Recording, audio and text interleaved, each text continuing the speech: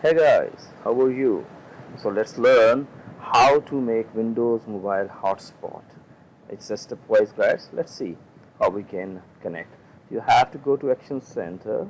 Just click there and you will find a menu. This is step number 1. Then click on Mobile Hotspot. It's mentioned there. So if it's already set, it will start working. Otherwise, you have to go to Action Center, or after clicking on Action Center you have to go to all settings, and then when all setting windows will be open, just type there mobile hotspot to find the option to set the hotspot.